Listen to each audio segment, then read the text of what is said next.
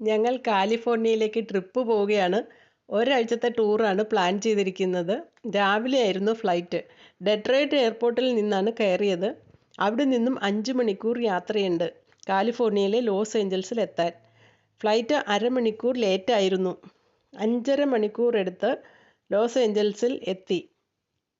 അവിടെ നിന്നും കാർ റെൻറ്റിനെടുത്തു. ആദ്യം പോയത് ഹോളിവുഡിലേക്കാണ്. റോഡ് സൈഡിൽ കാർ പാർക്ക് ചെയ്യണമെങ്കിൽ ആദ്യം കാർഡ് ഇട്ട് പേയ്മെൻറ്റ് ചെയ്യണം. റോഡിൻ്റെ സൈഡിലെല്ലാം ഇതുപോലത്തെ കുറേ മെഷീൻസ് ഉണ്ടാവും. ഇത് ഹോളിവുഡിലെ വാക്ക് ഓഫ് ഫെയിം ആണ്. ഫുട്പാത്തിൽ നിന്ന് നിറയെ സ്റ്റാർസ് ഉണ്ട്. ഈ സ്റ്റാറിൽ ഓരോ സെലിബ്രിറ്റീസിൻ്റെയും പേര് എഴുതിയിട്ടുണ്ട്. ഏകദേശം 2782 സ്റ്റാർസ് ഈ വാക്ക് ഓഫ് ഫെയിമിലുണ്ട്. എല്ലാ കാറ്റഗറിയിലും പെട്ട സെലിബ്രിറ്റീസിൻ്റെ നെയിംസ് ഇതിലുണ്ട്. ഹോളിവുഡ് സൈനാണിത്. ഇത് അമേരിക്കയുടെ ലാൻഡ്മാർക്കാണ്. മലയുടെ മുകളിലായിട്ടാണുള്ളത്. ഫിലിം ഷൂട്ടിങ്ങും ടെലിവിഷൻ പ്രോഗ്രാമും ഒക്കെ ഇവിടെ നടത്താറുണ്ട്.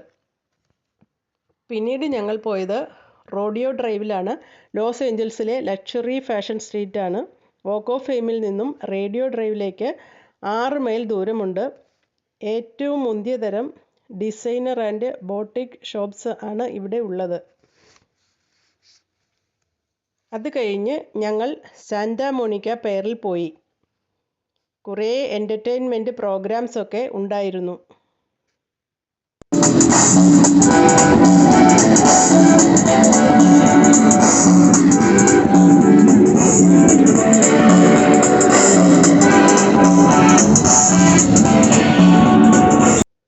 വലിയവർക്കും കുട്ടികൾക്കുമായിട്ടുള്ള കുറേ ഗെയിംസ് ഉണ്ട്.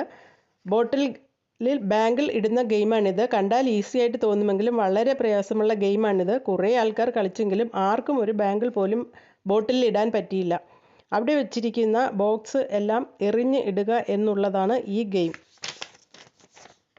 3 ബോക്സാണ് വച്ചിരിക്കുന്നത്. എത്ര എറിഞ്ഞിട്ടും 3 ബോക്സും താഴെ വീണില്ല.